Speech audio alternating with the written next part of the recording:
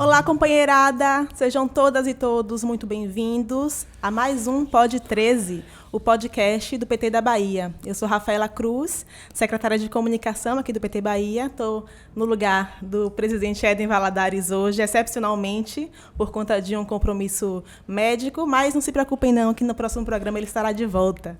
Recebemos hoje a nossa pré-candidata a vice-prefeita de Salvador, ex-secretária da SEADES, companheira, militante, Fábia Reis, e passa a palavra para o nosso querido professor Emiliano José, que conduz aqui brilhantemente o nosso Pod 13, para conduzir a partir de então.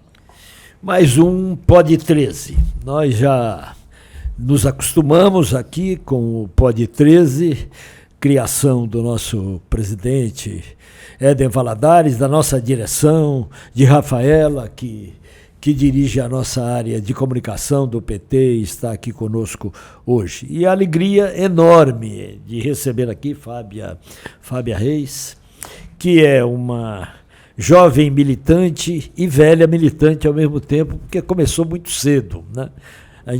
Uma pessoa jovem como essa, você não acredita que tenha tantos anos de militância, né? Quase adolescente e já com quase 20 anos de militância, né? Então, uma alegria enorme receber aqui a nossa Fábia Reis. Aqui nós já recebemos, por exemplo, o primeiro capítulo desse Pod 13 foi o governador, né? Foi um momento rico, todos os outros foram muito ricos, já recebemos vários companheiros e hoje temos a alegria enorme de recebê-la aqui. Eu normalmente trago aqui um mini currículo, trazemos, Rafaela é que organiza isso. Fábia Reis é natural de Itamaraju. Já passei por lá, já passei por tudo quanto é cidade da Bahia também. Itamaraju fica lá no extremo sul da nossa querida Bahia. Ela iniciou a vida pública dela aos 17 anos, como eu dizia, ela iniciou adolescente. No MST, no mais importante movimento social do nosso país, atuou durante 13 anos na organização de projetos, assessoria e mobilizações, além de articulação com universidades e outros movimentos sociais. Na formação acadêmica, graduou-se em administração, focando nas dinâmicas do terceiro setor. É doutora em Sociologia pela Universidade Federal de Campina Grande, onde também efetivou seu pós-doutorado. Como estamos vendo, é uma acadêmica de grande densidade, a nossa Fábia Reis.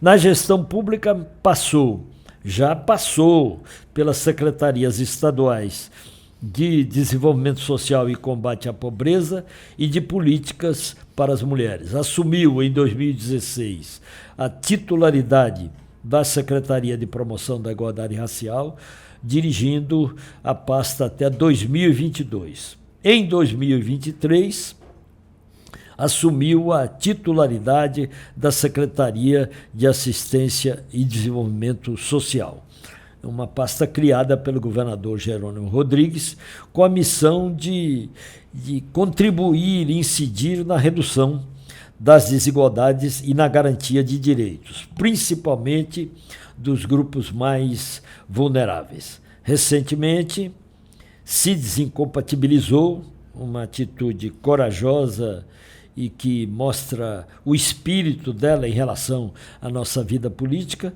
se desincompatibilizou do cargo em virtude da indicação para ocupar o posto de pré-candidata a vice-prefeita na chapa encabeçada pelo pré-candidato Geraldo Júnior. Aqui está um brevíssimo currículo seu, eu sei disso, é uma coisa de reduzir, sintetizar mesmo, eu sei que tem muito mais. E por isso mesmo eu queria começar. As pessoas têm o direito de lhe conhecer. Então há uma prévia quase em que a gente expõe a pessoa entrevistada. Você é uma menina que nasceu lá no extremo sul, já dissemos isso aqui em Itamaraju. Como é que é a sua história desde... Claro que tudo resumido, mas é importante as pessoas saberem. onde nasceu essa moça? Quais os pais dela? O que ela fazia lá naquela terra, né? De camponeses e índios, porque é isso mesmo, Itamaraju e aquela região é uma terra de camponeses, com terra, de sem terra, e de índios com terra e sem terra, e de uma luta muito intensa que eu sei que existe em toda a região do sul e do extremo sul. Queria um pouco que você permitisse que os nossos militantes que vão acompanhar, que estão acompanhando esse Pod 13, conhecesse um pouco, é a primeira fase da nossa entrevista, conhecesse um pouco você. Você falasse um pouco de você sem se constranger em mostrar a sua vida. Então, olá, Emiliano, que alegria, que honra nessa manhã, minha dirigente Rafaela. Um salve a todas as pessoas, nossa militância, nossos dirigentes, todas as pessoas que já estão aqui nessa programação do Pod 13. Quero enaltecer, inclusive, esse instrumento que a gente pode conversar, trazer os temas, os assuntos e dizer da minha honra, né? Quer dizer, um capítulo aqui do Pod 13, que já entrevistou tantas pessoas queridas com uma trajetória que merece trazer aqui os debates, como o nosso governador, também acho que o Geraldo já passou por aqui, o senador Wagner, então me honra muito estar aqui nessa manhã com o Felipe, enfim, nossos colegas secretários. Já passou aqui. Só isso, tá vendo aí, gente? Estou com moral. Então, assim, primeiro dizer desta alegria, né, de poder discutir. E nesse preâmbulo que o nosso querido Emiliano traz, de fato, eu falo muito pouco, né, sobre a minha trajetória particular, vamos dizer assim, mas nunca é particular. Porque o povo tem direito de conhecer também. As pessoas dizem, vamos separar a vida privada e pública. Não dá para separar, não dá. Hein, Rafa? Então, eu sou essa filha de Itamaraju, minha mãe Maria do Carmo. Hoje minha mãe, inclusive, mora já no sul da Bahia, em Birataia, e filha de José Pedro. Meu pai faleceu em 2018, uma perda para a gente sempre muito sentida, mas também enaltecendo os ensinamentos e tudo que ele pôde deixar para a gente de referência, de luta. E eu diria que a minha infância, Emiliano, é uma infância muito recorrente aos lares das famílias brasileiras pobres. Então, eu fui uma criança pobre, morava na rua Marechal Eurico Gaspar Dutra, até hoje me lembro o nome, ali com minha mãe e meu pai. Minha mãe, ela foi uma trabalhadora doméstica, foi costureira.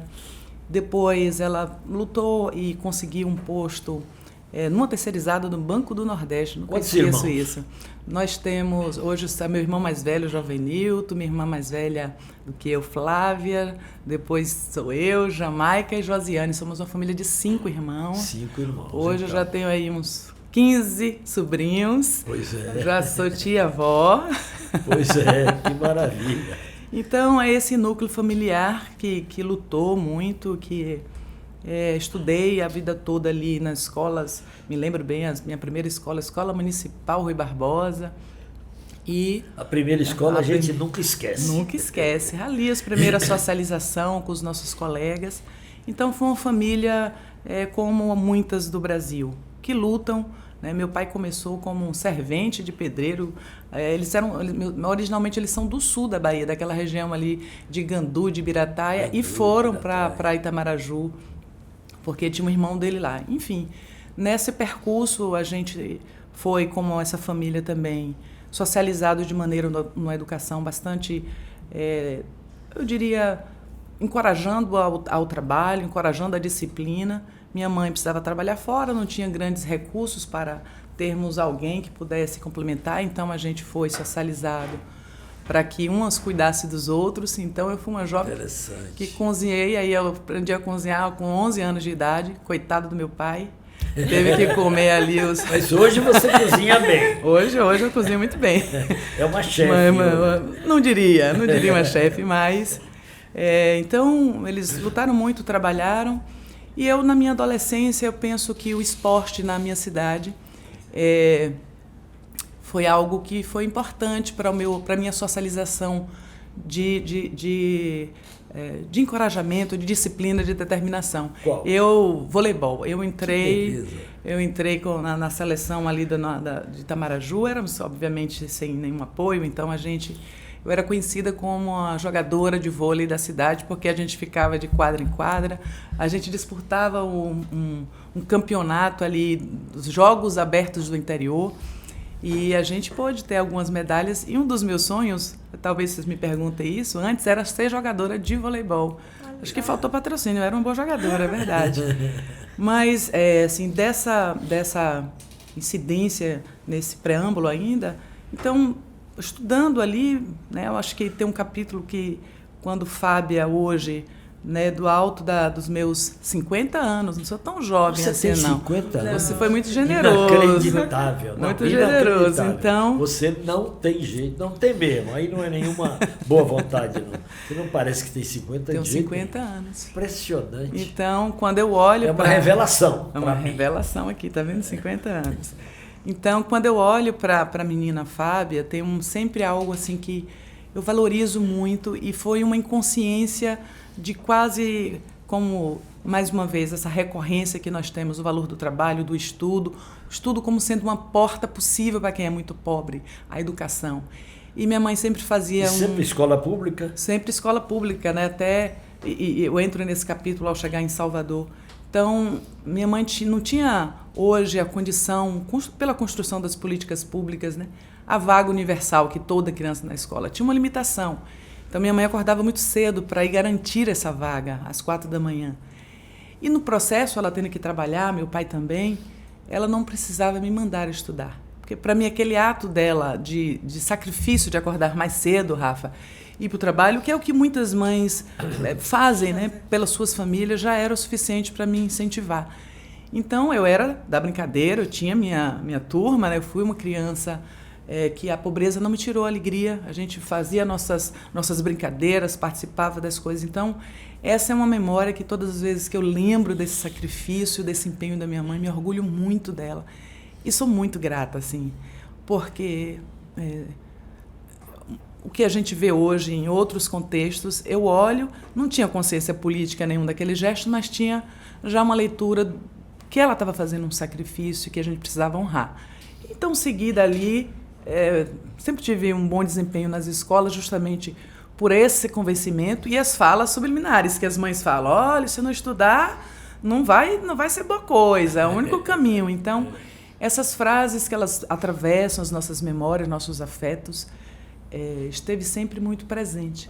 E eu acho que é uma coisa que eu carrego, assim. E eu entendo, inclusive, fazendo um paralelo, a emoção de Lula de ter sido um presidente e ele disse: esse é o meu primeiro diploma.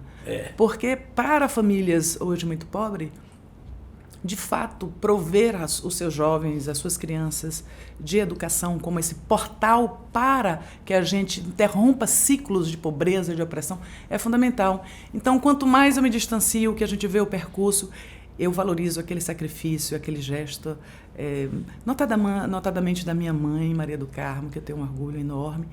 E a gente seguiu. Mas na política, ali, meu pai, ele era, na minha socialização primeira, também nessa referência, falo muito pouco disso, gente. Meu pai era um homem comunitário, então ele se envolvia na associação ali dos bairros.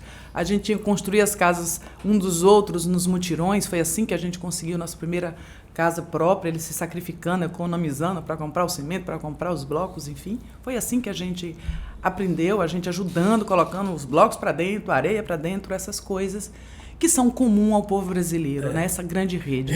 Então, e com isso, com essa liderança dele, com essa incidência nos bairros, ele também depois se candidatou a candidato a vereador lá em Itamaraju.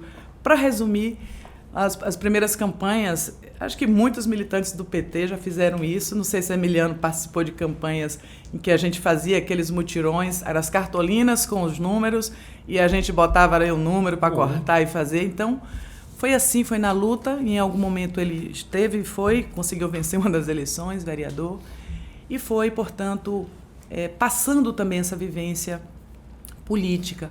Mas a minha vida muda radicalmente quando eu, já na minha adolescência, no ensino médio, fiz administração no ensino, no nível técnico. Lá atrás, eu queria um trabalho para poder também ajudar. E aí eu encontro a causa da minha vida, que foi em busca dessa oportunidade de trabalho. Eu fui trabalhar na secretaria, era uma cooperativa de trabalhadores rurais, mas a gente chegou e com 2 dias eu disse, não é uma cooperativa, tem uma vivência aqui, os trabalhadores chegando, aí os bonés, as camisas, era o MST com quem eu me encontrava aos 16 anos. 16. Logo depois, uns 2 meses depois, eu fiz 17 anos e encontrei a causa da minha vida e seguimos. É isso, assim, a minha infância foi... E como é que junta isto e a militância, que você começa aos 17, como é que você combina esta militância e vida acadêmica? Como é que você encontra a vida acadêmica? Isso é um salto grande, porque o meu percurso ali de compreender aquela dinâmica, enfim, os princípios, o que propunha a causa do MST. Então, ali já foi uma escola de militância com as nossas grandes lideranças, enfim, daquele contexto. E eu, portanto, eu trabalhava, a Secretaria Estadual do MST era em Itamaraju. Nós não tínhamos sede em Salvador e nem em outras regiões. Então, eu recebi, depois de 1 ano ali trabalhando, a missão de morar em Itabuna também, para coordenar uma secretaria regional, e a gente, portanto, expandia ali o MST. Então, fiz isso e depois, numa conjuntura também política, quando o Frei Dilson se tornou prefeito de Itamaraju, eu volto para Itamaraju e assumo a Secretaria Estadual do MST. E a decisão foi tomada, vim para Salvador. Eu tinha já concluído o ensino médio, mas não tinha ingressado na universidade. Então, só quando cheguei em Salvador para coordenar a Secretaria Estadual, é que fiz, portanto, eu tinha que trabalhar durante todo o dia e eu fiz com fiéis na Faculdade Jorge Amado, Administração e Finanças. Então, tem esse preâmbulo, eu entro com essa finalidade, porque um dos papéis que eu desempenhava era justamente organizar a parte dos apoios, dos projetos, das relações. Eu passei em muitos setores do MST, das mulheres, de formação, de relações internacionais. Então, uma grande escola, uma causa de vida, das marchas, enfim, dos cursos de formação. E eu, então, combinei o que eu podia, já dessa vivência, também me aprimorar, né? E o MST tem ali um dos seus princípios, o gosto pelo estudo, para que a gente tenha um sentido desse conhecimento a serviço, enfim, da população, dos trabalhadores e das trabalhadoras, Emiliana. Então, foi assim e foi muito difícil, foi bastante difícil. Eu tinha que chegar às 7 horas na Muraria, porque tinha que abrir a secretaria, coordenar toda uma equipe. A gente tinha uma equipe grande de técnicos para poder pensarmos o projeto de reforma agrária popular, ajudar o MST nesse âmbito aí também. Porque as pessoas acham, muitas vezes, que as organizações populares ela têm um campo da sua auto-organização bastante complexo, que é preciso dar conta, e foi aí que eu pensa que é uma geração espontânea, mas não é, né? Temos ali todo um trabalho dos nossos setores de formação, de gênero, enfim. Então, eu chegava ali todos os dias, descia no terminal da Lapa, pegava o ônibus para ir, logo ali nisso, no Patamares, depois na Paralela. Mas essa coisa do transporte, que a gente está falando muito hoje, quase foi um obstáculo para que eu não seguisse. Porque às vezes eu chegava em casa meia-noite, o ônibus não passava, demorava, já chorei dentro de ônibus. E falei assim, não vou conseguir 2 horas, às vezes, parada para chegar. Isso muito antes até das intervenções que hoje a gente tem, que o governo do estado fez aqui em Salvador. Imagine lá, idos, né, mais de 20 anos atrás. Então foi bastante difícil. Mas nessa conciliação também com a vida acadêmica, fazendo esse salto, pude estabelecer as relações, viver a cidade com todos os seus desafios. Eu disse isso lá em Mário Kertes, que é uma cidade que ela acolhe muito bem os seus filhos e filhas. Eu fui muito acolhida pelas redes, pelas organizações, pelo movimento sindical, pelos nossos parceiros dos movimentos populares. Foi por essas mãos que eu conheci Salvador, né, por esses caminhos que percorri. Mas tem muitos, né, os desafios são enormes, Eu morava ali no Cabula, então saía do Cabula 4, e ia para a Moraria todos os dias, depois paralela voltar e Você corria a cidade. esse circular. Eu me identifico muito com essa sua história, porque eu morei em Itapuã minha vida inteira, estudava na Piedade, então acho que a população de Salvador sofre muito com essa dinâmica de mobilidade. Mas acho que antes de chegar a Salvador, talvez a gente pudesse falar um pouco da sua experiência como gestora do governo do estado, tanto em Wagner quanto em Rui Costa, agora com Jerônimo, para depois fazer o link, como isso contribuiu para a sua contribuição hoje quanto pré-candidata a vice-prefeita. Porque é impossível tratar cada experiência sua, mas exatamente o que Rafaela estava propondo é uma visão mais ampla da sua presença agora. Você já falou um pouco, tudo sinteticamente, mas já falou um pouco da fase sua de chegada.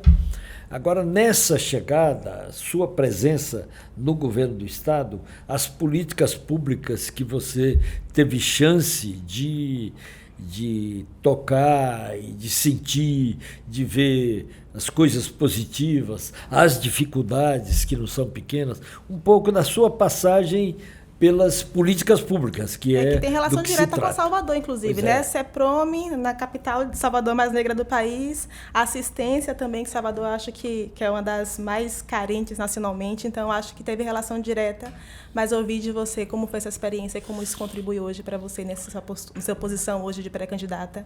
É importante. Pronto, vamos por aí nos guiando, porque compor uma rapsódia de vida, um percurso, a gente vai e vem, então me puxem. Fiquei lhe devendo sobre a conclusão um pouco dessa formação acadêmica. Então, fiz graduação em administração e justamente para um aprofundamento sobre os movimentos sociais, primeiro fiz um mestrado em sociologia, cujo foco é justamente a importância. Onde? Na Universidade Federal de Campina Grande, havia uma parceria, uma articulação e um foco num grupo de estudo de referência excelente sobre os movimentos sociais, e eu queria isso, né? Então, outras pessoas também do movimento estiveram ali como foco para que a gente pudesse aprofundar a importância dos movimentos. Para alguns isso é óbvio, mas nem tanto assim. Para todos a gente pôde dar a nossa contribuição, olhando, portanto, a presença dos movimentos sociais no fortalecimento da democracia e analisando os seus processos internos. Foi isso que eu tratei, os arranjos sociais e produtivos que o MST trazia no enfrentamento à pobreza e, ao mesmo tempo, pela democratização, pela reforma agrária popular. E, na sequência, eu trabalhei, estudei ali. Já um dos dias mais felizes foi, eu precisava de ter bolsa para continuar ali, e eu precisava, aqui é uma coisa meio que eu preciso valorizar, porque a gente fica um pouco acanhado, parecendo um pouco soberbo de falar isso, mas só tinha uma bolsa disponível na CAPES e eu precisava passar em primeiro lugar. E eu me empenhei tanto nisso, eu não acreditava que era possível, acordava muito cedo, enfim, e tive que ler toda a grade. E, finalmente, quando eu recebi a notícia um pouco, assim, não tão confiante que seria possível, Emiliano. Imagine, você busca um objetivo.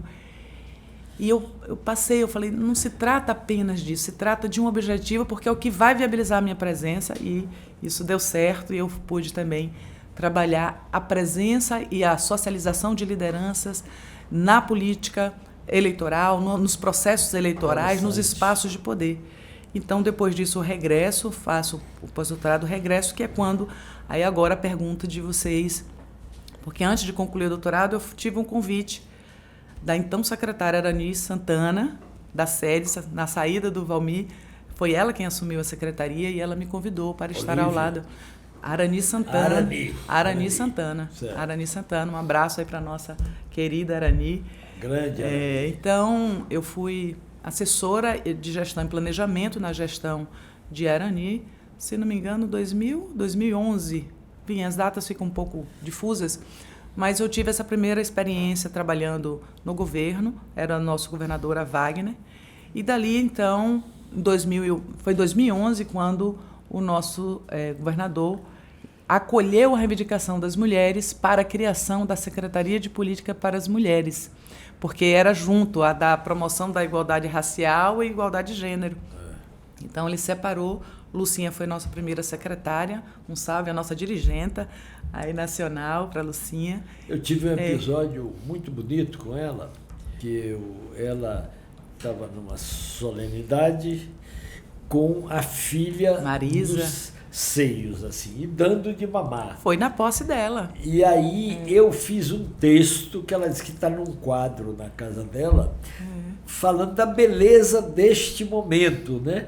E ela diz, um dia ela vai trazer a filha, acho que já tem, sei lá, 15 anos, quantos anos, para me conhecer, que é um carinho imenso por ela, pela filha. Só que a filha veio no colo, né? É uma moça linda, enfim. E aquele foi um momento muito emblemático da luta dos movimentos de mulheres, o compromisso do nosso governador Wagner. Acolheu e criou a secretaria. Lucinha foi a nossa primeira secretária. E aí eu estava concluindo já o doutorado, participei ali no início, concluí e retornei, fui chefe de gabinete. Não é fácil, né? Você fazer tantas coisas ao mesmo tempo. Tem que trabalhar e estudar. E doutorado não é brincadeira, não. Eu sei muito bem o que é isso. Pois é. Tem momento que você quer desistir. Eu vou largar, porque não é possível. Mas... E tudo acontece, né? Os convites, tudo fica intenso, enfim, os desafios aparecem. Acho que o teste vai continuar ou vai desistir, não tem uma máxima dessa. E a gente continuou, obviamente que nunca é um mérito pessoal, porque tem uma grande rede de pessoas que lhe apoiam, de coletivos, das minhas, né, da organização que eu fazia parte, enfim, de queridos, da família. Então, tudo isso faz com que a gente, na hora ali, não, vamos lá, uma palavra de incentivo, mas você tem que sentar, porque a tese é você que tem que fazer. É você que tem que fazer, ninguém lhe substitui. Então, é isso. E aí eu fui chefa de gabinete e pude ter, nessa experiência de chefia de gabinete ao lado de Lucinha, a oportunidade de a gente construir uma secretaria nova. Foi ali que a gente, ao lado de companheiras, enfim, dos movimentos de mulheres, edificar um propósito, uma intencionalidade de governo de criar uma secretaria que pense, enfim, a igualdade de gênero, que combata sexismo, violência, que promova a autonomia das mulheres. Eram criar suas diretrizes, a missão da secretaria, o seu regimento. Tudo isso a gente pôde vivenciar e adquirir essa experiência fazendo, né, no interno do governo, e as mediações dos vários campos da diversidade das mulheres negras tradicionais, das mulheres empresárias, das mulheres trabalhadoras, enfim, essa diversidade que nos compõe, né, Rafa? Então, mundos próprios, conciliar também essas agendas de trabalho foi muito rica, e a gente pôde sair nessa Salvador, mas não somente em Salvador, na Bahia, debatendo com as mulheres as suas questões e incorporando isso na estruturação de uma política pública, Emiliano. Então, foi um momento riquíssimo. E, na sequência, a companheira Lucinha, eu ali nessa confluência, né, somos um campo, somos uma unidade de trabalho, ela foi indicada quando aí sim Rui venceu as eleições e foi governador. Ela foi para a CEPROME, eu fui na condição de coordenadora de povos tradicionais. Depois a Lucinha vai para outras tarefas, missões, e eu assumo então a Secretaria de Igualdade Racial do Estado da Bahia. E eu que já tinha um ideário, porque não dá para falar tudo, é muita coisa, como você me pediu. Uhum. Quando eu estava no interior, uma das coisas que chegavam para a gente era o Olodum, o Ileaê, Margarete Menezes, a Banda Mel. Então, isso chegava para as adolescentes e eu, assim que cheguei, era o circuito cultural que eu frequentava. Então, ao estar na CEPROME, isso se aprofunda no nível de estruturação, na perspectiva das ausências, de você fazer as pontes, de você entender a pauta profundamente. No nossa interseção, por exemplo, do debate das mulheres. Por que a gente chega à Secretaria de Mulheres? Porque na experiência dos movimentos, a gente tinha um espaço, o acampamento das trabalhadoras rurais sem terra e da cidade, com a UFBA, com a UNEB. A gente fez um primeiro ali no espaço da UNEB, tinha vários movimentos de mulheres e, portanto, tinha um respaldo dessa interlocução e reconheciam, Lucinha, essa síntese de possibilidade de concertação para ser a nossa primeira secretária. Então, é sempre precedido de muito trabalho, de muita articulação, uma integração com essas grandes redes. Assim, foi também nessa ida à CEPROME, os movimentos negros todos dando a sua régua e compasso, eles se sentem, e eu acho isso muito bonito, legítimo e um marcador para a política importante. Quando segmentos se sentem representados e diz, esse espaço foi uma construção e uma contribuição do movimento negro ao governo, que também, na intencionalidade, a COR faz essa combinação ser possível para estruturar a política pública. A SPM é fruto da luta das mulheres, a CEPROME é luta dos movimentos sociais negros no plural, enfim, nessa frente, temos os protagonistas, não quero cometer injustiças, mas nós sabemos todas as pessoas que estiveram ali, para não citar nomes, mas todos ali estão, enfim, o MNU, a CONEM, enfim, o SEM, enfim, todas essas desses grandes movimentos que pautaram, né? O nosso querido saudoso foi o primeiro secretário, Luiz Alberto, que com toda a vivência edificou e fez essa concertação. Assim como Lucinha foi a primeira de mulher e fez essa concertação das várias pautas e da diversidade, o Luiz fez, depois a nossa querida Luísa Bairro esteve por ali, e eu fui nessa esteira de passos que vem de longe, nunca a gente desmanchando o que cada um acumulou na estruturação, mas pelo contrário, a gente podendo a cada tempo entender o desafio do momento. E a gente queria consolidar o grande sistema de igualdade racial, né? Estruturar essa política, colocá-la de pé com vigor. Então, o nosso estatuto mais avançado do que o nacional, enfim, a construção dos nossos fóruns, dos gestores, criando organismos, incentivando esses organismos pela Bahia, são coisas que a gente se orgulha de estar integrado, participando da grande rede. E da nossa gestão, quando eu pude estar ali, penso que foi confluir a força dos movimentos que tem na capital, na região metropolitana, mas levar a agenda de quem faz um movimento de luta étnico-racial para a Bahia, que são os povos tradicionais. Aí, com força, os quilombolas, os indígenas, os povos ciganos, enfim, todos os fundos e feixes de pasto. Tanto é assim que, na transição, com Jerônimo, o nome da secretaria passa a ser Secretaria de Promoção da Igualdade Racial e dos Povos Tradicionais, trazendo realmente essa potência de diversidade do estado da Bahia para a gente enfrentar racismo e promover... não é só o recôncavo, porque às vezes há um certo equívoco nisso, né? Uma concentração no recôncavo e esquecer a grandeza extraordinária da Bahia. 417 não é que o municípios. recôncavo não seja importante, mas é o todo, né? Então, quanta coisa aí, eu fico impressionado, eu já andei muito nessa Bahia, quanta riqueza tem nesse estado do ponto de vista cultural, né? Cultural aqui no sentido amplo da palavra, né? Que você deve ter sentido ao falar do Olodum, do Ilê, do que seja, mas você vai falar de coisas maravilhosas pelo interior da Bahia, né? Que com certeza. É uma diversidade extraordinária. Barrigada, né? Do samba nosso de povo, lata, enfim, foram coisas povo. Que nos emocionam, que estão aqui nessa memória, que vão entrando, né, eu diria, na sua existência. Elas passam a fazer parte, Rafa, das nossas memórias profundas, das dificuldades, dos desafios. Então, a gente recorta sempre a memória para trazer uma abordagem do que foi uma experiência, mas ela nunca alcançará a riqueza do que é o contexto dessa realidade, com essas pessoas que são tão aguerridas, sabe, fortes em enfrentar e demarcar um problema, lutar, né, e lutar para a superação dele e emprestar toda essa vivência também na estruturação e na reivindicação das políticas públicas. Então, a importância de governos democráticos, de ouvir a luta social para balizar a sua ação. Assim foi, acho que na transição a gente fortaleceu. Hoje a nossa querida secretária Ângela, um abraço, secretária, toca sempre também nessa perspectiva de avançarmos, de acumularmos uma política importante de empreendedorismo de negros e mulheres. E o nosso governador Jerônimo, na transição, fortaleceu, porque a gente atuava na condição de coordenação, falar superintendência, ampliou os cargos, deu uma condição administrativa mais pujante para a CEPROME, e que vem aí continuando fazendo o seu trabalho junto com os movimentos.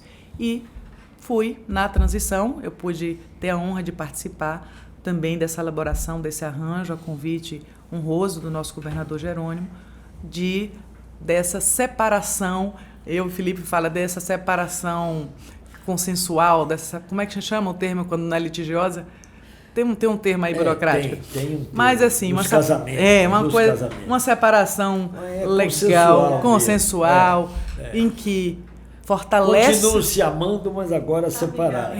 Porque Jerônimo reconhece nas duas agendas uma relevância que precisa ter o foco e a atenção de direção.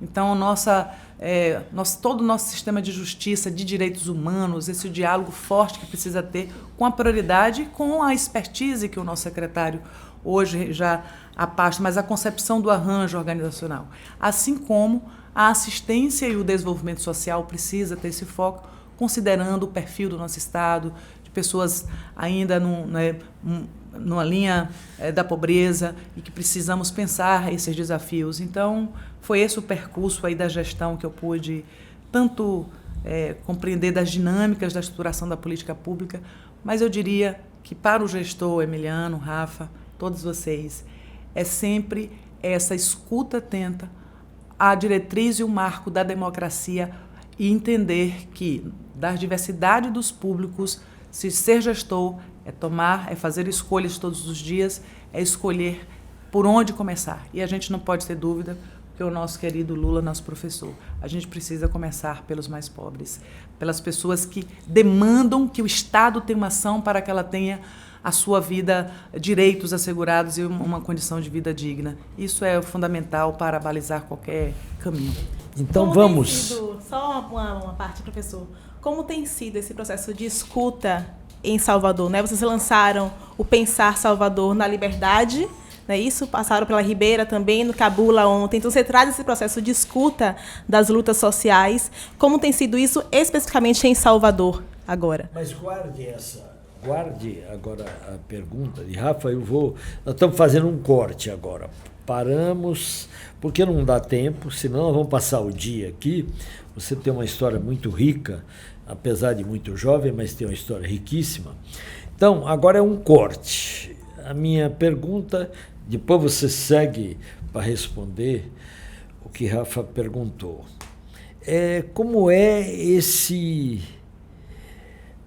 novo momento na sua vida? Porque se trata de um novo momento, um novo desafio e um novo olhar para a Bahia Salvador. Como é que é e por quê? Por que colocar-se? Porque aí tem todos os aspectos gerais da vida política, mas aí é você. Como é essa moça se colocar agora com o olhar voltado especificamente para Salvador e como vice de um candidato, do nosso Geraldinho, de Geraldo Júnior, que às vezes causa polêmica aqui e acolá, inclusive entre os nossos. Eu tive a satisfação de entrevistá-lo aqui e me surpreender até positivamente com a entrevista, porque eu vinha um pouco desconfiado, mas me surpreendi positivamente. Não estou falando que me surpreendi mal, não. Como é que é isso? Um pouco esse desafio, porque eu creio que para você é um novo desafio. Não é um novo mundo, mas é uma nova realidade com a qual você se defronta. Salvador, o candidato, vice desse candidato, como é que é isso? Depois ele vai para a sua pergunta. E responde. Então, excelente, assim, fazer essa imersão, né, de pensamento. Elaboramos a definição objetiva, né, para esse caminhar. Tem a ver com esse percurso no Partido dos Trabalhadores e das Trabalhadoras. Então, a gente na vivência, porque as coisas não acontecem separadas, uma cada vez, é tudo junto e misturado, como a gente diz, né, Emiliana? Então, a minha militância no MST, ela caminha lado a lado com a minha militância no Partido dos Trabalhadores e das Trabalhadoras e da minha vivência do campo político, né? Enfim, com o nosso querido Wagner, Rui, Jerônimo, tudo isso, né? Minha vida, ela tem até as teses, o processo democrático, participação eleitoral. Então, o campo da política é um campo que não me é novo, né? É um campo do qual eu percorri e me interessa, me estimula a pensar como a política é esse instrumento para que a gente possa também mudar a vida das pessoas. E, nesse sentido, ele integra um projeto de vida do qual eu já estou. Qual a grande virada, né? A virada de chave que a gente pode pensar? Ela faz parte da nossa estratégia de campo político. Isso é muito genuíno, isso é profundamente decisivo para que eu aceite o convite.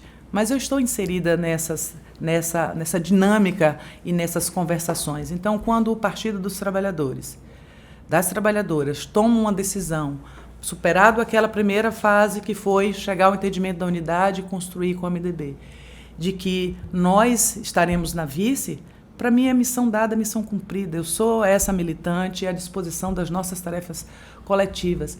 E a sua parte subjetiva, como disse, como o meu universo é esse, não é algo que inflexiona radicalmente. Ela segue um curso em que eu vou cumprir uma tarefa que é desafiadora para mim, nunca estive nesse lugar, então eu poderei falar dela melhor ao final do que agora, porque é uma vivência que vai dizer, mas eu tenho uma referência de como fiz e de como posso seguir, que é justamente com a nossa militância, com as nossas direções, com os nossos movimentos, com as nossas lideranças nacionais, com as referências que tenho, para nos colocar hoje, nós que temos aí a tradição de sempre estar, né, na condição de número 1 da cabeça de chapa, também aprender esse lugar. Importante, quero aproveitar o espaço para mandar um abraço para Geraldo. E não me surpreende que ele lhe tenha trazido aqui uma perspectiva diferente, talvez, do que tivesse. A forma como ele tem se colocado na nossa estratégia de pensar realmente um projeto, enfim, para Salvador, em que as pessoas estejam no centro, que o cuidar das pessoas não seja apenas essa frase geral que todos dizem, mas profundamente olhar para as humanidades, para o conteúdo do serviço e das políticas. Tem se dedicado ao estudo, a essa escuta, que é a minha tradição de movimento social, de Partido dos Trabalhadores. Veja que não é todo mundo que entende o processo democrático de organização do PT. As pessoas não entendem, é tanta corrente, tem que sentar com o Rafa, tem que sentar com o Emiliano, tem que sentar com o Fábio. Como é isso? Isso é o exercício, né, que a democracia exige. É custoso, é trabalhoso, como diz o nosso senador Wagner, é um bicho de 3 pés que você tem que ficar empurrando.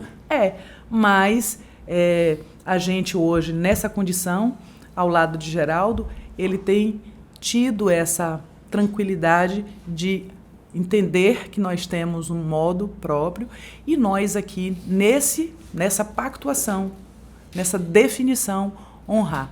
Eu tenho algumas pessoas, Emiliano, Rafa, tem me entrevistado e dito assim, e o PT está fechado? Diz, quando o PT toma uma decisão, está tomada e nós vamos, um processo democrático, ouviu, discute, vamos continuar debatendo, é um percurso, mas nós estaremos empenhados ao lado de Geraldo para que a gente faça o que nós estamos nos propondo a fazer. E o Partido dos Trabalhadores traz aí sua experiência, seu jeito petista de governar, seu modo, e das nossas experiências dos movimentos sociais, agregando, complementando o Geraldo numa perspectiva do que ele traz de conversação com outros setores, com as experiências de vereador, de ter uma intimidade, de ser um nascido, né, em Salvador, com uma vice que chega e é acolhida.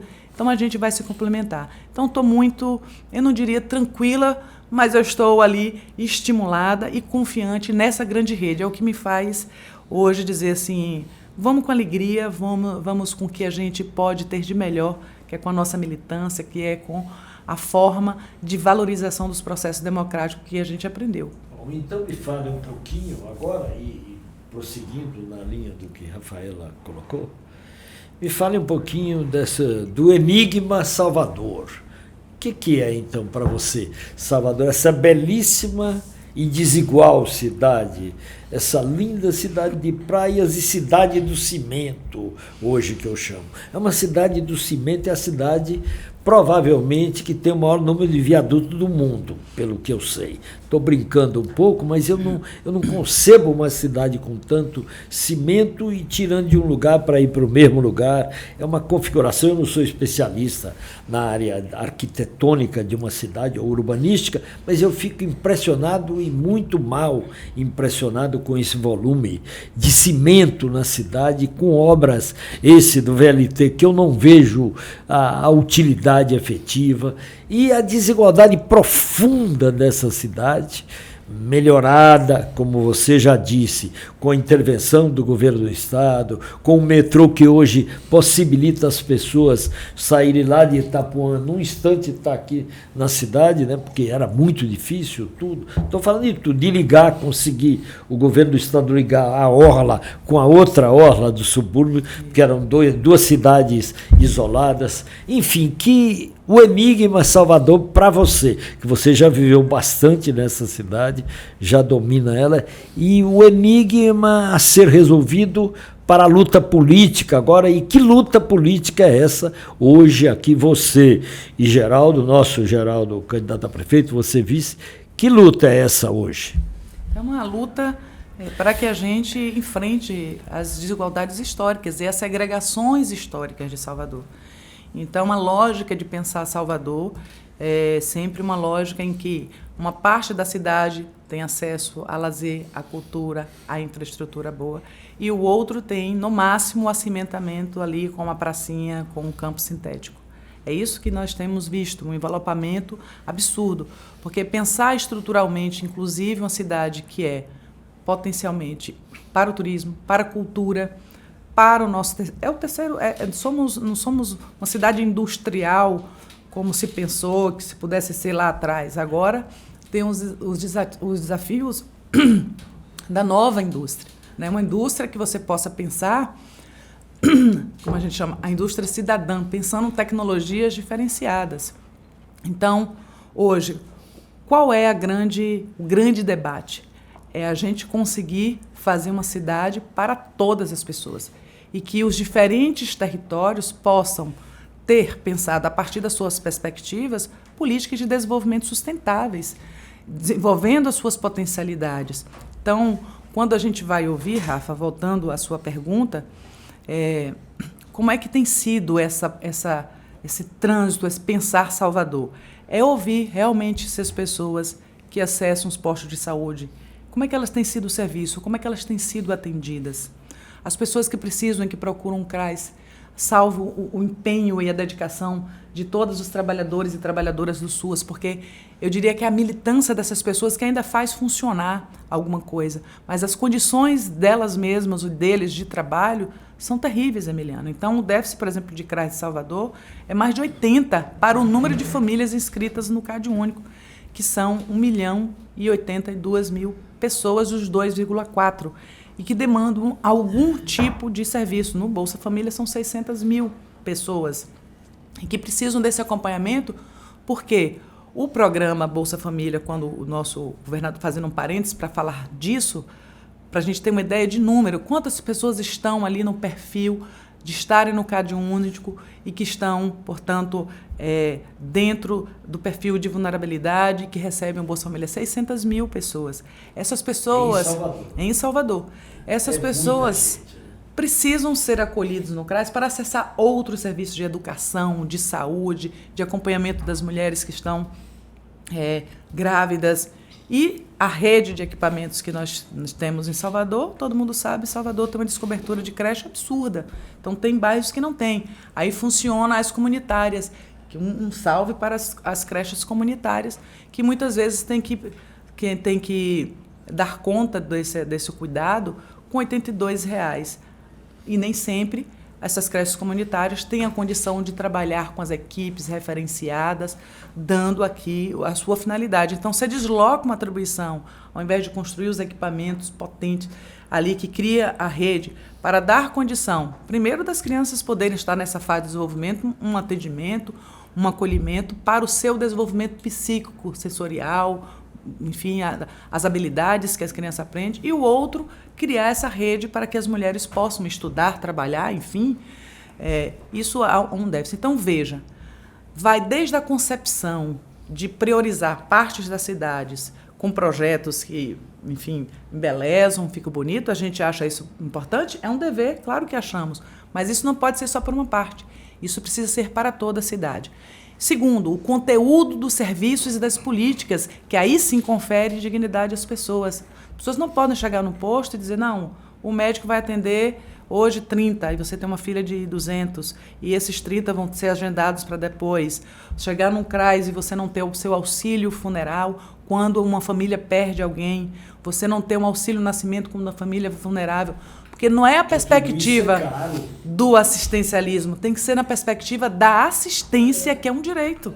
Então, assim, é complexo, porque quando a gente anda, uma coisa que parece básica, né? Nos bairros aí mais centrais aqui da Orla, o serviço de limpeza, um salve para os trabalhadores da limpeza, que fazem ali todo um empenho, mas a regularidade com que isso é feito no subúrbio, por exemplo, e a gente anda por ali, é um absurdo. O acúmulo de lixo que nós vemos na cidade. Então, essa beleza natural que nós temos, ela contrasta com essas descoberturas, com essa falta de acessar e de conferir dignidade, enfim, às pessoas que aqui moram. Então, Salvador, eu entendo isso é uma ideia força para mim. Ela precisa ser para todas as pessoas. A gente quer receber o turista, queremos receber muito bem, é um vetor da economia, de crescimento, apresentar as belezas que nós temos. Por isso que a questão da mobilidade, ela não só permite que as pessoas transitem ou integrem a cidade, mas a gente está falando ali de tempo, de qualidade de vida, de tempo que pode ser usado para outra coisa. O direito à cidade. Quem está em Piatã agora com a obra do VLT que o governador deu, é um projeto de longo prazo, mas é uma obra que coloca uma outra perspectiva de integração. Imagine, sairemos ali da calçada, vamos para São João, Paripe, Águas Claras, Piatã. É de Piatã para lá, de lá para cá, e a gente transitando.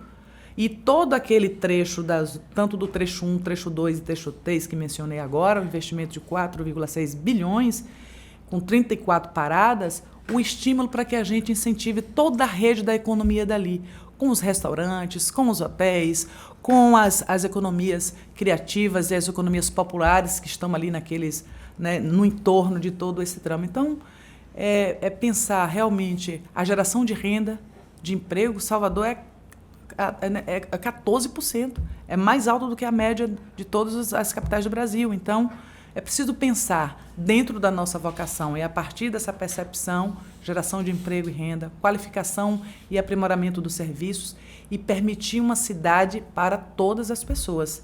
Então, aqui é uma convocação aos empresários, aos investidores, às famílias que estão aqui dessa grande economia e as grandes metas. Então, vamos debater a mobilidade nessa perspectiva, vamos debater saúde, atenção básica, para que a gente não tenha as pessoas, elas já chegam, quando chegam, na alta complexidade, porque não teve o processo de um pré-natal acompanhado, de uma diabetes acompanhada, antes que você evolua, e você chega já no estágio de amputações, de hipertensão. Então, é preciso ter atenção primária, que é os primeiros cuidados para que um ser humano não evolua para a alta complexidade e depois a gente já chega lá. Então, veja que o Pensar Salvador, aqui tentando sintetizar as duas perguntas, né? Qual é a concepção? Então, esses desafios dessa desigualdade que impacta aqui, isso é o horizonte. E nós temos sujeitos, como disse anteriormente, são as mulheres negras, nós temos as pessoas de baixa renda dessa cidade. Aqui ninguém fala dos povos tradicionais, um alô para os quilombolas urbanos em Salvador, para os nossos pescadores de toda a nossa orla, das nossas colônias. Então, temos uma diversidade de público para pensar as economias, as mulheres empreendedoras, mas também temos um debate que envolve as pessoas que acreditam, vamos chamar a nossa classe média alta, os nossos empresários, que acreditam em Salvador, que a gente quer que esteja conosco para pensar esse projeto de desenvolvimento que integre a cidade, que compartilhe e que a gente tenha um foco de superação das desigualdades. Então, tem sido para isso, ouvir e dar essa materialidade do que nós já sabemos, Rafa, porque na propaganda pode ser muito bonito, mas converse com as pessoas que vivem no subúrbio, que vivem nos lugares que não chegam a esses serviços, como é desafiador. Emiliano, 30% das pessoas em Salvador, por conta das altas tarifas, das dificuldades, dos cortes. Porque, veja, você falou do metrô, a gente está falando dessa obra do VLT, a gente teve grandes avenidas, a 29 de março, a Gal Costa, que são grandes corredores, mas é preciso abastecer esses corredores. E, propositadamente, há um processo, eu diria, com intencionalidade, para não... não tem os ônibus, ou a linha dos ônibus complementares, o transporte complementar, que a gente chamava os amarelinhos, para as pessoas chegarem. Então, elas ficam ali tendo que andar. Então, 30% das pessoas andam muito a pé ainda até chegarem nesses jeitos. Isso não é justo com a vida dessas pessoas. O tempo que gasta, o desgaste com ônibus velhos, tarifas. Então, esse vai ser um debate que não é só sobre mobilidade, é sobre concepção de desenvolvimento sustentável e de percepção do tempo das pessoas, da dignidade que as pessoas precisam, da segurança no transporte que a gente precisa ter. Então, estamos aí ouvindo Liberdade Potente, na nossa grande Ribeira, um salve. A nosso povo foi maravilhoso. E ontem, lá no Cabula, e os 22 bairros, Beiru, enfim, todo o território, falando da perspectiva desse campo político de governar com as pessoas, estruturando políticas públicas. Foi assim que eu aprendi. E assim me coloco ao lado de Geraldo, que tem se devotado aí com as pessoas, caminhando, ouvindo, enfim, estudando, né? Penso que os especialistas, eles agregam, eles chegam, mas o clamor e o que vem do povo é a nossa diretriz, precisa ser. Precisa o povo mais pobre de Salvador estarem no orçamento da prefeitura, e é isso que nós pretendemos construir e apresentar no nosso programa de governo. Vamos pensar aqui um pouquinho, agora um pouco provocativamente. Não é pequeno o desafio desse embate. Então, há uma espécie de euforia no campo adversário, como se tudo estivesse resolvido e nós seríamos os derrotados. Estou falando de pesquisa, etc. e tal, e isso nós já vimos muito nos nossos quase 20 anos de governo, nós já vimos nos vários embates, eles ganhando no primeiro turno e a gente que ganhava no primeiro turno. Mas eu não quero discutir Salvador e o embate político de Salvador e as perspectivas dessa luta. Então, o campo da política é o campo também do impossível, é a máxima nossa. E do imponderável. Então, diziam também que o outro lá, o ACM Neto, iria vencer no primeiro turno de Jerônimo. E a gente ouviu, não me leve a mal, vou relembrar essa resenha aqui, governador. Alguns ligaram perguntando quem é o Jerônimo e tal. E eu pude depois ligar e dizer, Jerônimo é o governador da Bahia. Então, veja você. Ele tem um favoritismo, e as análises falam isso, por estar na máquina. Tem as prefeituras bairros, inclusive, arregimentando, né, contratando as pessoas, fazendo esse momento eleitoral muito próprio para as aparências que a gente vê. Agora, nós estamos ouvindo as pessoas. O soteropolitano, a soteropolitana que vive em Salvador, sabe as suas ausências. E é com essas pessoas que a gente vai debater. Por isso que pensar Salvador. Ok, a quadra, a praça, a gente quer, importante. Mas e a sua vida quando você chega no posto de saúde? Quando chega para ser atendido pelo CRAS? Quando a gente chega para pegar este ônibus? Como tem sido a sua procura por emprego? Incentiva as economias solidárias?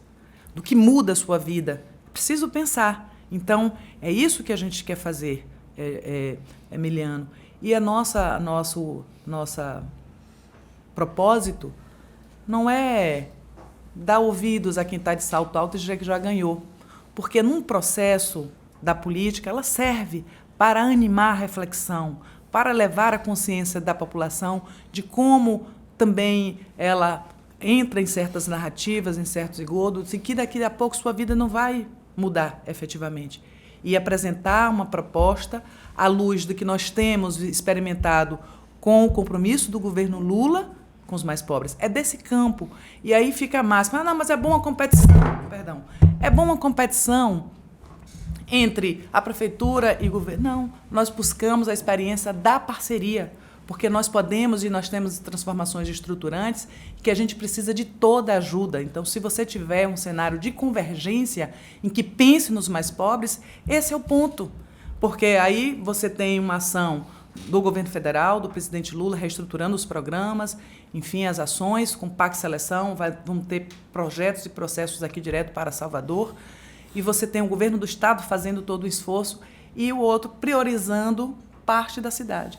Então, essa parte fica esquecida e você não consegue conectar. Então, o que a gente quer é parceria para que esse campo, com essa experiência, com esse foco de cuidar das pessoas, cuidar concretamente com os programas, com as ações e com o aprimoramento do serviço.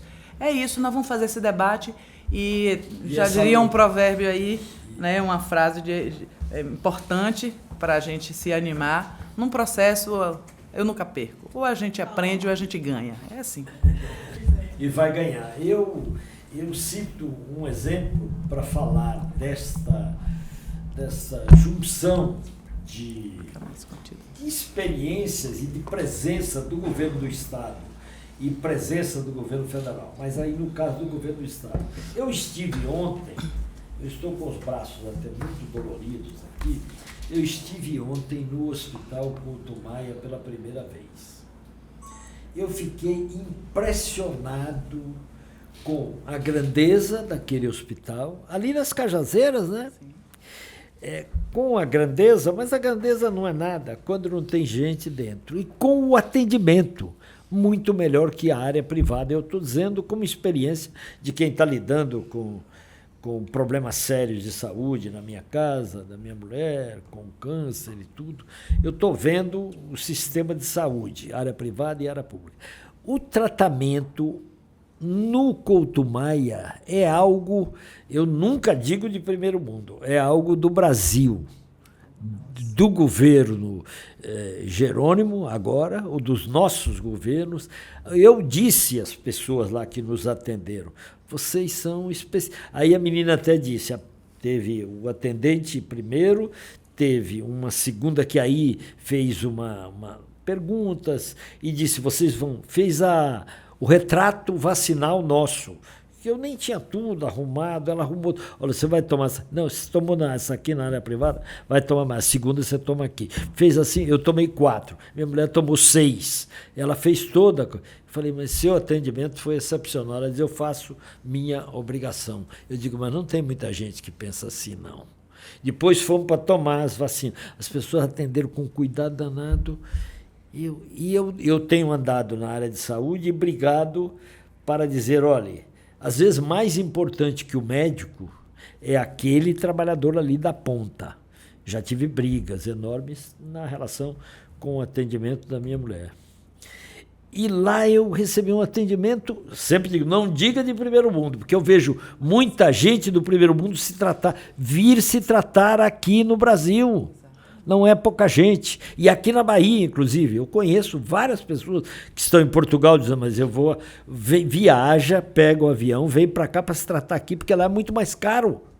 Então, esse exemplo que você deu, eu falei do Couto Maia. E eu fui lá, diabetes e tal, que você estava acabando de falar. É um tratamento especial, e sério e correto. Isso que você disse em relação a Salvador, com o governo do Estado, com o governo federal, com o governo Geraldo e Fábia, vai ser outra coisa, completamente distinto, né? E outro tratamento do nosso povo. Com certeza, assim, porque o que nós queremos não é fazer uma competição para saber quem é melhor. Isso não é o cerne da questão. O cerne da questão é por que se está na política, por que se quer estar na prefeitura. Se não for para que você mude positivamente das pessoas, porque pode mudar para pior, né? Tem pessoas que mudam para pior. É só olhar o Congresso Nacional. Exatamente. Então, veja, é importante que a gente tenha o sentido do que se pretende, que é acolher as pessoas. Isso que você está dizendo, Emiliano, o nome disso chama o aprimoramento, a humanização dos serviços oferecidos às pessoas. Então, as pessoas não podem ser tratadas como coisas, como pessoas que não merecem dignidade. Entende? Chegar, porque são pobres, atende de qualquer maneira. Tem que ser humanizado, tem que ser digno, tem que ser respeitoso, porque é um dever. É um dever de quem está nesses espaços, na condição de trabalhador e na concepção do projeto.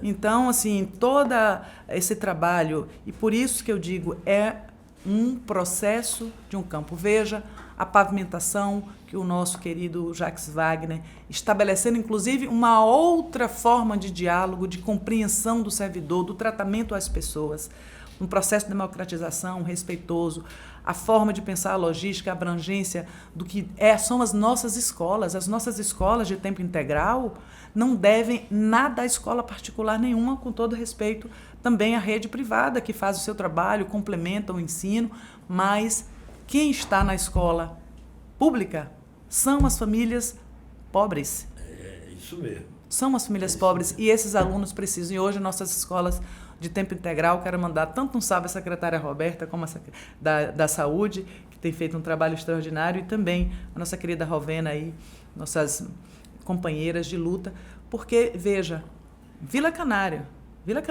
nós temos ali uma escola de tempo integral que as pessoas que estão aqui, que não conhecem, vão conhecer.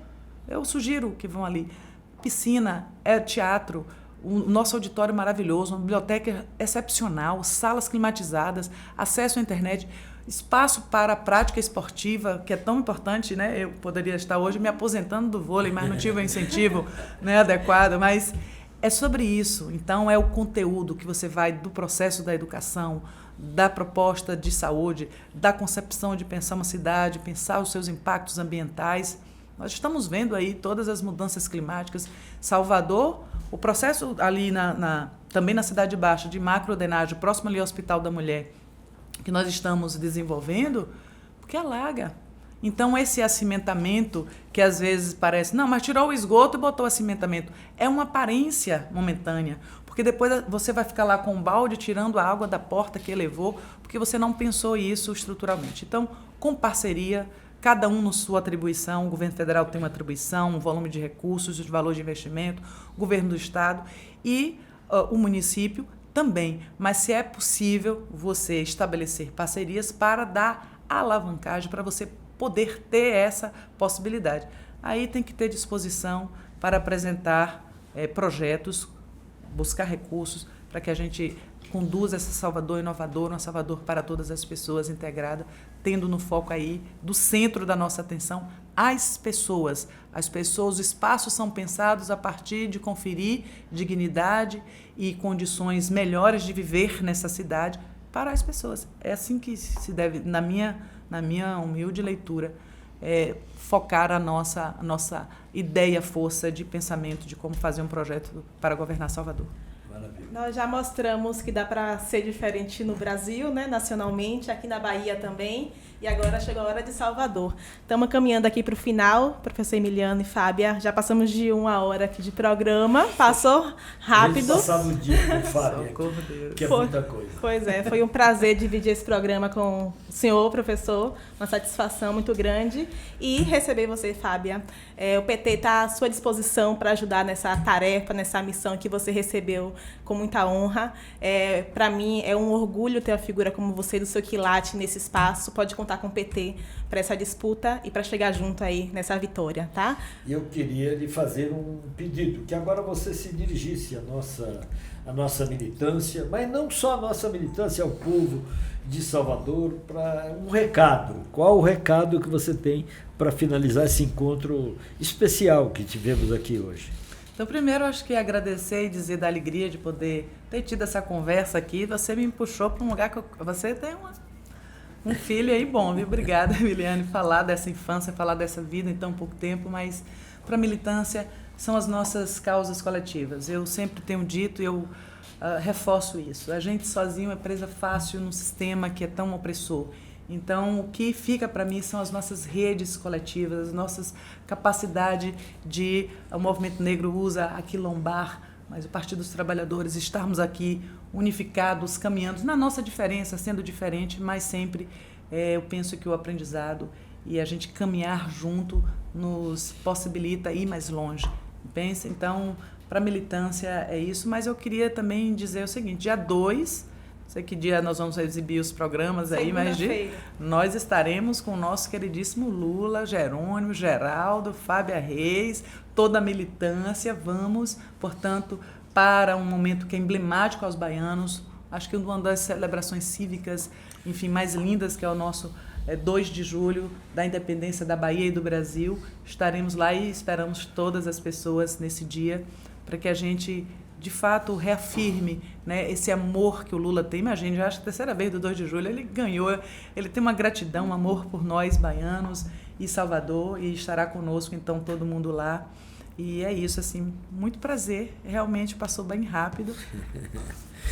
Deus. Agradecer profundamente a nossa Fábia. Eu disse que nós passaríamos o dia aqui conversando pelo volume de experiências que você já acumula ao longo dessa curta vida que você já teve, mas um volume muito grande de experiências. Quero agradecer a toda a nossa militância. Estejam atentos, que nós vamos colocar logo.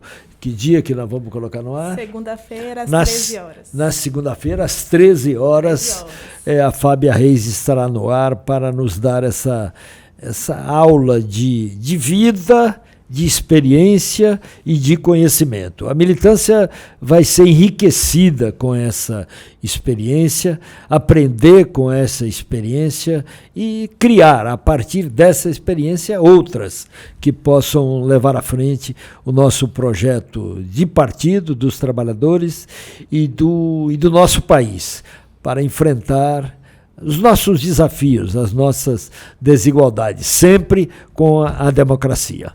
Muito obrigado, um grande abraço a todos e a todas.